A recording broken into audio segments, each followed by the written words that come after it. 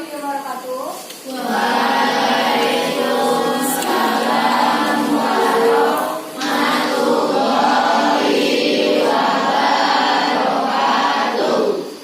Apa kabar anak-anak ibu semuanya? Baik. Baik, sebelum memulai pembelajaran, alangkah baiknya kita berdoa dulu. Berdoa mulai.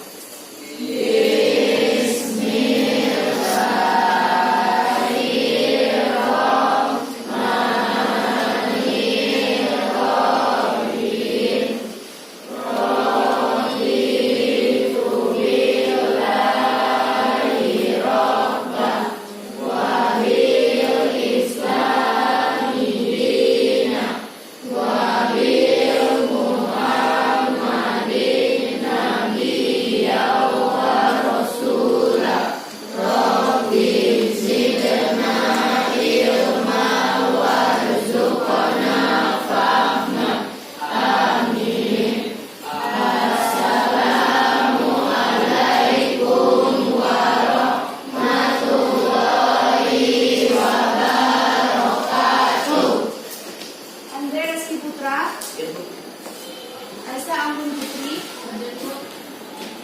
Aldo Julio, Arini Masada Putri, Asi Aziza,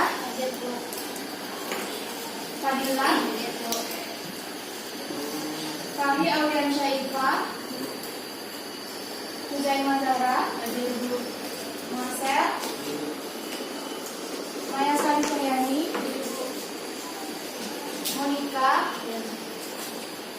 Muhammad Abdul Faiz, Muhammad Fikri, Muhammad Sarul Ramadan, Mutiara Ratu Permata, Najwa Mahendra Anggraini, Nofri Andesta, Putra Sultan Afriza, Naura Suci Ramadhani, Putri Nofrisa, Rangki Oktaviandra, Rizan Setiawan, tanpa keterangan, Salsabila Maharani, Shesa Maharani, Warjuni Angelifa, Saskia Aulia. Nah, sebelum mulai pembelajaran, tolong rapikan dulu meja dan kursinya.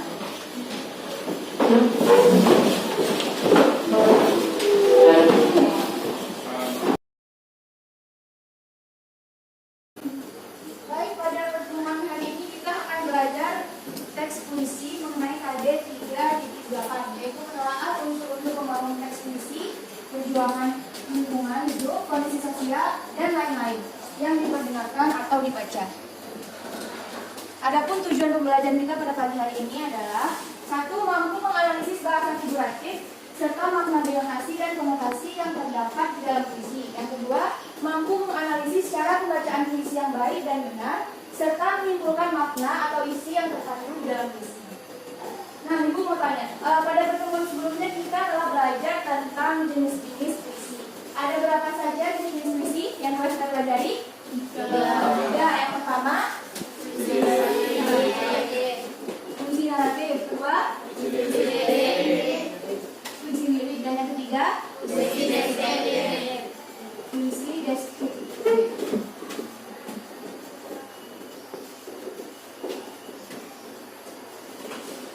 Nah, pada saat mempelajari jenis-jenis puisi ini, kita juga membahas sedikit tentang unsur pembangun yang terdapat di dalam puisi.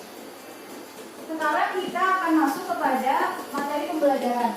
Terdapat 4 bagian pokok materi pembelajaran kita pada pagi hari ini, yaitu yang pertama bahasa figuratif, kemudian makna denotasi dan konotasi, ketiga pembacaan puisi yang baik, dan yang terakhir yaitu menyimpulkan makna atau isi dari puisi.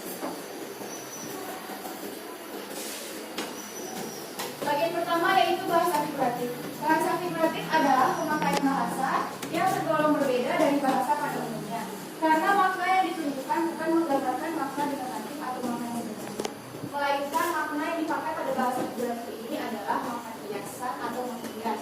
Nah, bahasa figuratif ini dapat juga dikatakan sebagai majas,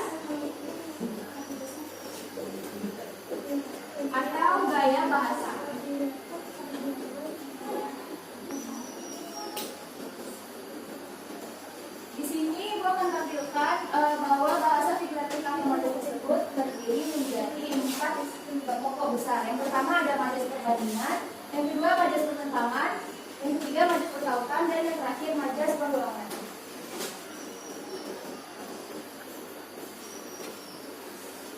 Nah, yang pertama ada majas perbandingan, yaitu majas metafora. Majas metafora adalah majas yang membandingkan manusia dengan benda mati. Contohnya adalah laut biru seolah menatapku dalam keheningan. Laut biru itu benda hidup apa benda mati? Jadi majas metafora ini adalah majas yang menjelaskan seolah-olah benda hidup bersifat seperti benda mati bersifat seperti itu. Kemudian yang kedua majas personifikasi. Majas personifikasi ini membandingkan dua objek. Majas personifikasi benda hidup seperti benda mati seperti benda hidup, dan metafora itu membandingkan dua buah objek seperti memiliki sifat yang berbeda. Kemudian yang ketiga yaitu alegori, yaitu menyerahkan dengan ungkapan kiasan atau penggambaran. Personifikasi ini yang biasa kalian jumpai dalam bentuk puisi apa? Personifikasi adalah majas yang menjelaskan benda yang mati seolah-olah bersifat seperti benda hidup. Berbeda dengan metafora, memiliki dua sifat yang sama. Misalnya, rumput yang bergoyang, apakah termasuk di dalam majas personifikasi? Ya. Karena apa? Karena rumput tersebut adalah benda mati. Kemudian apa lagi? Contoh dari majas personifikasi, ada tahu?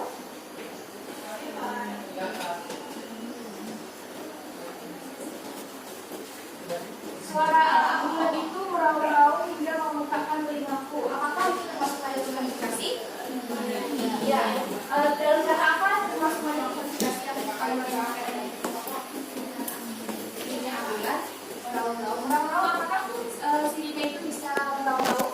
Bulan bisa meraung-raung? Tidak. Itu sifat manusia yang dilakukan oleh benda mati. Kemudian yang kedua adalah majas pertentangan. Di sini ada 6 jenis majas pertentangan. Yang pertama, majas pertentangan ini melukiskan hal apapun dengan mempertentangkan antara hal yang satu dengan yang lainnya. Jadi sesuai dengan namanya, majas pertentangan ini isinya adalah mempertentangkan hal yang satu dengan hal yang lainnya. Yang pertama ada majas hipotes, menggunakan ungkapan penurunan kualitas untuk merendahkan diri. Contohnya, silakan datang ke buku yang kumuh. Arti gubuk di sini artinya apa? Rumah.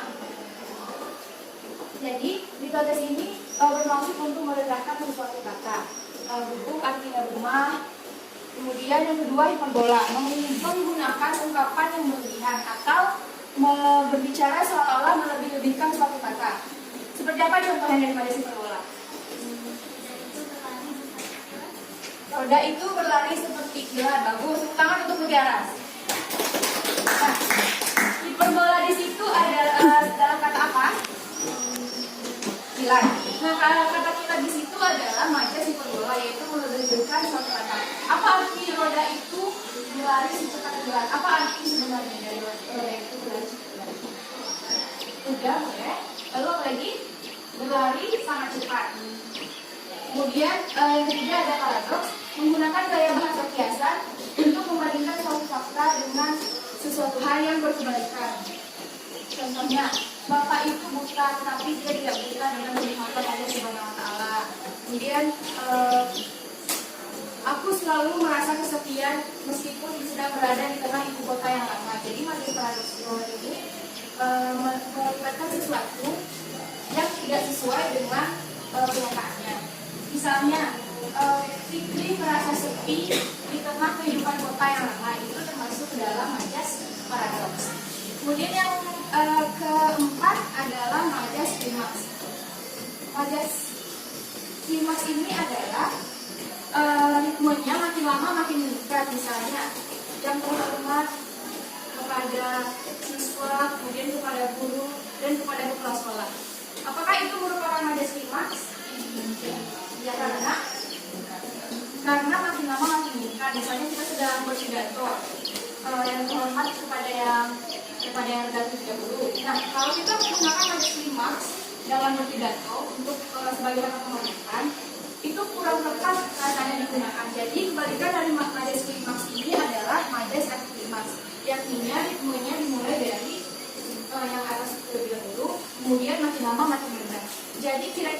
penghormatan yang disampaikan pada saat berpidato, baiknya dimulai dengan yang tingkatan tinggi terlebih dahulu. Kemudian yang terakhir yaitu majas ironi. Majas ironi ini adalah kata-kata yang digunakan bertentangan dengan kenyataan yang ada. Contohnya, santun sekali perilakunya sehingga pada saat bertanya saja dia berteriak-teriak. Apakah itu sesuai dengan kata yang diucapkan di awal? Ya, kata yang di awal tadi apa? Santun. Lalu kata selanjutnya berteriak-teriak. Nah, itu adalah contoh dari majas ironi. Apalagi contoh dari majas ironi? Misalnya, merdu sekali suaramu sampai telingaku pekat di belakang. Apakah itu masuk dalam majas ironi? Ya, karena pertama dia menguji, kemudian dia menjelaskan fakta bahwa suara dia tadi berarti artinya tidak bagus sehingga memekakkan telinga.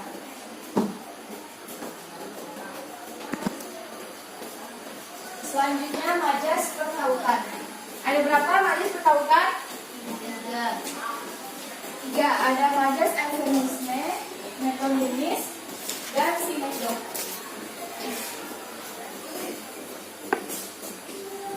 Nah, majas eufemisme ini adalah menggunakan ungkapan halus terhadap ungkapan yang kasar. Misalnya, kalau pembantu kita ingin menyebutkan kata pembantu, kira-kira apa kata hal yang lebih halus lagi untuk mengartikan kata pembantu itu? Asisten, menggunakan bagus saja. Misalnya pembantu sama dengan asisten rumah tangga. Kemudian ada lagi contohnya, misalnya pahlawan tersebut telah gugur di medan perang. Apa majas eufemisme yang ibu gunakan dalam kalimat tadi? Pahlawan itu telah gugur di medan perang. Apa majas eufemisme? Gugur. Gugur itu artinya apa? Gugur sama dengan mati. Kemudian contoh lain seperti miskin. Kalau misalnya kita menggunakan suatu bahasa menggunakan kata miskin, jika dirasa itu terlalu kasar, kita dapat ganti dengan apa? Bagus. Miskin sama dengan. Nah, jadi majas eufemisme ini gunanya adalah untuk memperhalus suatu kata agar lebih enak atau nyaman didengar. Kemudian yang kedua yaitu metonymis. Metonymis adalah menggunakan tanda dagang untuk menggambarkan suatu hal dalam kalimat yang menggantikan kata yang biasa. Misalnya, saya hari ini berangkat sekolah menggunakan apa? Sepeda motor. Apa merek sepeda motor sahabat? Nah, misalnya, bagaimana kira-kira kalimat yang ibu gunakan yang tepat untuk masuk ke dalam majas metonymis ini? Sahur menggunakan bis ke sekolah. Kira-kira ketika kalian membaca kalimat ini, apa isi yang dapat kalian tangkap? Sepeda motor. Nah, jadi majas metonymis ini penggunaannya bisa dikatakan sebagai penggunaan nama dan dagang atau hal lain untuk menuju kepada suatu barang. Misalnya hari ini berangkat ke Bali dengan Raja Wali. Nah, Raja Wali itu apakah guru? Bukan. Jadi arti Raja Wali itu apa? Pesawat terbang. Jadi ini sama dengan merek pesawat terbang dimiliki oleh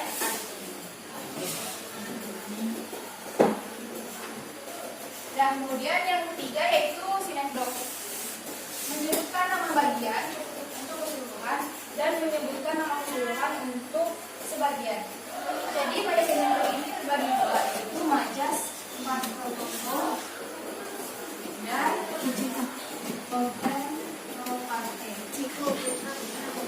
pas protokol ini menyebutkan sebagian dengan maksud keseluruhan. Contohnya, hari ini saya tidak melihat batang hidung Saskia. Itu artinya apa? Hari ini berarti Saskia tidak kelihatan. Jadi itu masuk ke dalam majas pars pro toto, yang artinya menjelaskan satu bagian dengan maksud keseluruhan. Nah, majas pro parte ini adalah kebalikannya, menjelaskan keseluruhan dengan maksud sebagian. Contohnya seperti ini. Indonesia kalah telak dengan Malaysia dalam pertandingan sepak bola persahabatan dengan skor 3-0. Apakah itu kekalahan Indonesia itu seluruh rakyat Indonesia? Tidak. Itu artinya apa? Kekalahan oleh tim sepak bola Indonesia. Nah, jadi itu majas pertautan.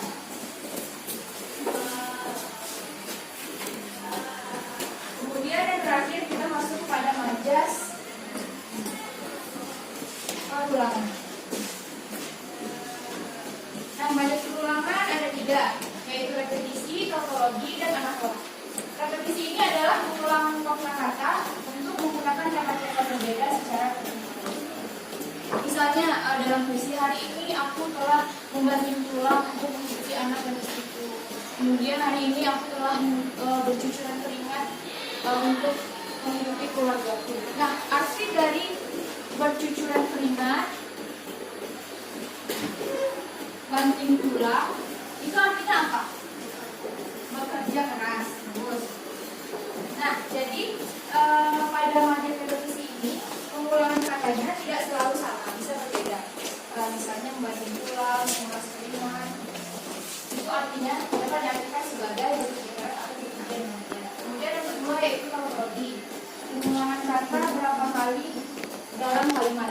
Contohnya adalah sungguh teganya dirimu telah menyakiti perasaanku. Nah, tautologinya itu adalah pada kata tega, karena diulang berkali-kali. Nah, biasanya kita dapat melihat contoh ini di dalam puisi. Kemudian yang terakhir yaitu anafora. Anafora itu jenis majas secara berupa pengulangan kata pertama pada setiap baris atau kalimat. Misalnya, hidup itu pengorbanan, hidup itu perjuangan. Apakah itu termasuk dalam majas anafora? Iya, karena anak itu pada bagian depannya, misalnya tadi katakan hidup itu perjuangan. Hidup itu pengorbanan. Nah, majas anafora yang terdapat dalam kata ini, kalimat ini adalah dalam kata hidup. Jadi anafora di sini adalah perulangan atau majas yang menjelaskan suatu perulangan pada bagian awal dari suatu kalimat. Dan dari sini bisa dipahami.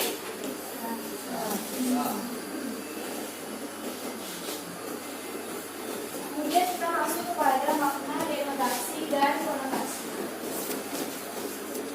Sebenarnya tahu apa itu makna denotasi dan konotasi? Coba tunjuk tangan yang tahu apa itu perbedaan makna denotasi dan konotasi. Ya, silakan Tiara. Makna denotasi adalah makna yang tidak mengalami perubahan apapun dari makna asalnya. Sedangkan makna konotasi adalah makna yang mengalami perubahan atau pergeseran dari makna asalnya. Nah, lalu tepuk tangan untuk Mutiara. Nah, seperti yang dikatakan Mutiara tadi, makna denotasi adalah makna yang tidak mengalami perubahan makna dari makna asalnya. Sedangkan makna konotasi adalah makna yang mengalami perubahan dari makna asalnya. Nah, di sini Ibu telah sebutkan ciri-ciri dari makna denotasi dan konotasi. Yang pertama, sesuai makna kata sesuai apa adanya. Contohnya apa? Hujan. Kalau di makna denotasi, hujan itu artinya apa? Tetesan air dari langit, boleh. Jadi, nah kalau misalnya dalam puisi kita mendengar kata hujan, apa yang digambarkan oleh penyair puisi tersebut jika menggunakan kata hujan dalam puisi? Artinya kesedihan, lagi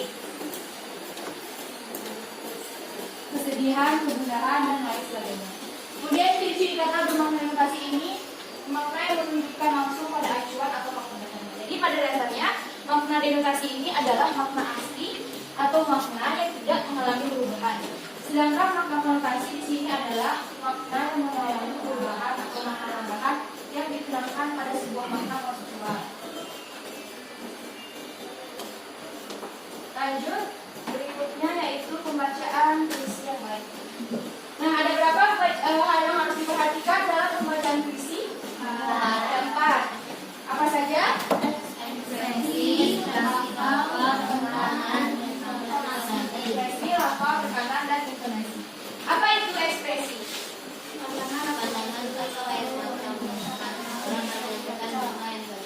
Ya, pandangan atau air muka seseorang. Apakah kalian pernah melihat orang berpuisi? Nah, kira-kira ekspresi seperti apa saja yang pernah kalian lihat pada saat mereka membacakan puisi? Sedih, senang, marah. Nah, kira-kira tanpa kita tahu apa isi dari puisi tersebut, apakah kita dapat merasakan suasana yang disampaikan oleh pembaca puisi tersebut hanya melalui ekspresinya saja? Nah, kemudian yang kedua ada lafal. Apa itu lafal? Ucapan kata yang terdapat dalam puisi.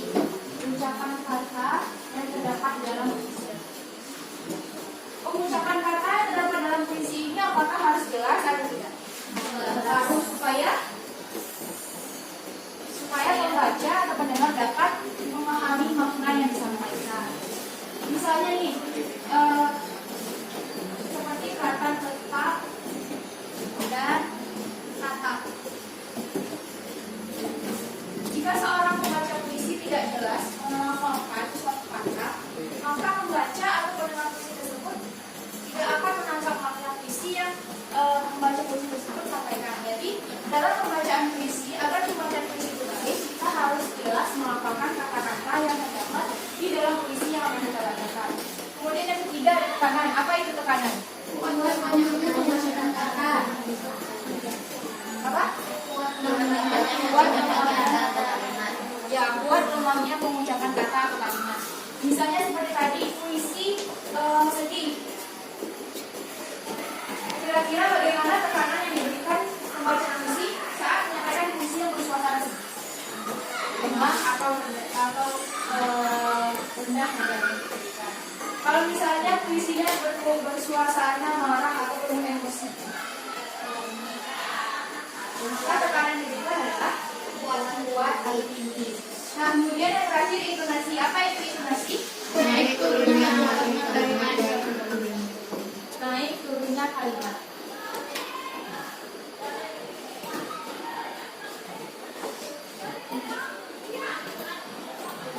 Nah, kemarin puisi itu apa? Susunan kata-kata yang indah. Nah, pada saat kita membacakan puisi tersebut, agar makna puisi tersampaikan dengan baik, maka kita harus memperhatikan keempat aspek yang ada di depan. Agar kata-kata indah yang telah kita buat tersebut dapat tersampaikan dengan baik, baik kepada pembaca ataupun pendengar puisi yang telah kita bacakan. Nah, selanjutnya materi terakhir yaitu menentukan isi atau makna dalam puisi. Nah, menyimpulkan isi atau makna puisi di sini adalah maksudnya menentukan isi secara keseluruhan dari puisi yang telah kita baca. Nah, hal yang harus diperhatikan dalam menentukan isinya yang pertama sudah pasti adalah dengan membaca puisi dengan seksama, kemudian tandai pilihan kata atau diksi yang digunakan dalam puisi tersebut, lalu memahami maksud kata-kata tersebut secara cermat, termasuk kata kiasan atau majas, dan yang terakhir menafsirkan makna puisi sesuai bahasa yang digunakannya. Puisi Aku Ingin karya Sapardi Djoko Damono. Yang bisa membacakannya ke depan? Bisa nggak? Nah, jadi di sini ada puisi Aku Ingin ini terdiri dari berapa bait? 2. Yang pertama, aku ingin mencintaimu dengan sederhana, dengan kata yang tak sempat diucapkan kayu kepada api yang menjadikannya abu. Nah, kira-kira makna denotasi di sini terdapat pada kata apa? Denotasi apa tadi? Makna yang sebenarnya yang tidak mengalami perubahan. Nah, pada baris pertama ini kita dapat makna denotasi pada kata mencintaimu. Mencintai itu berasal dari kata dasar apa? Cinta. Nah, jadi makna denotasi yang terdapat dalam puisi ini pada baris pertama adalah kata cinta.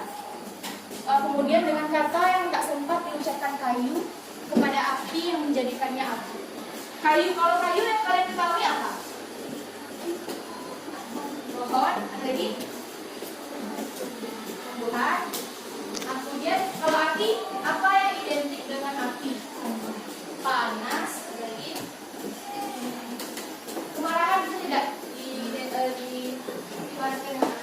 Bisa. Nah, tapi kalau di sini kita mengambil kata mencintai ini kayu, api, dan juga abu. Ini kalau misalnya kita baca dalam buku kata saja, makna sebenarnya sudah ada. Misalnya kayu adalah bagian pohonan, api, api panas, kemudian abu adalah sesuatu yang dihasilkan dari kebakaran. Kemudian kira-kira makna konotasi atau makna yang tidak sebenarnya dari bait pertama puisi tersebut apa? Mungkin kalau dalam bait pertama ini kita membaca per kata tidak akan menemukan makna konotasi dalam puisinya. Akan tetapi dia kita baca secara full atau secara lengkap dalam bait, maka kita dapat menemukan makna konotasi atau kiasan sehingga kita dapat mengerti maksud yang disampaikan oleh penulis puisi. Aku ingin mencintai dengan sederhana dan kata yang tak sempat mencintai kepada api yang menjadikannya. Kira-kira apa arti mencintai seseorang dengan sederhana, dengan tulus, dengan kata yang tak sempat diucapkan kayu pada api yang menjadikannya api. Jadi seolah-olah cintanya tidak sempat tersampaikan. Kemudian bait kedua, aku ingin mencintaimu dengan sederhana, dengan isyarat yang tak sempat disampaikan awan kepada hujan yang menjadikannya tiada. Apakah sama kira-kira pola dari bait pertama dan bait kedua? Sama. Artinya, apakah artinya juga sama? Nah, secara tidak langsung, makna dari masing-masing bait dari puisi ini adalah sama. Jadi, Sapati Djoko Damono ini seolah-olah memberikan kesan untuk mencintai seseorang dengan sederhana, dengan dia memberikan kata-kata kiasan seperti dengan kata yang tak sempat diucapkan kayu kepada api yang menjadikannya abu, dan dengan isyarat yang tak sempat disampaikan awan kepada hujan yang menjadikannya tiada. Jadi kira-kira dalam kata ini apa termasuk ke dalam majas apa? Apa tadi yang bilang seolah-olah benda mati bersifat seperti manusia? Majas personifikasi. Nah, jadi majas personifikasi di sini, majas di sini ada yang digunakannya adalah majas personifikasi. Terdapat pada larik terakhir masing-masing bait dari puisi Aku Ingin karya Sapati Djoko Damono. Kayu kepada api yang menjadikannya abu, dan awan kepada hujan yang menjadikannya tiada.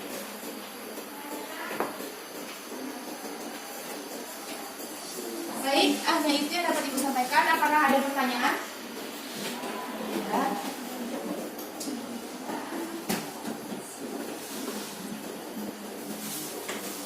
Ibu akan memberikan sebuah lembar kerja peserta didik untuk menentukan makna denotasi dan konotasi yang terdapat dalam puisi serta menyampaikan makna atau isi yang terkandung di dalam puisi.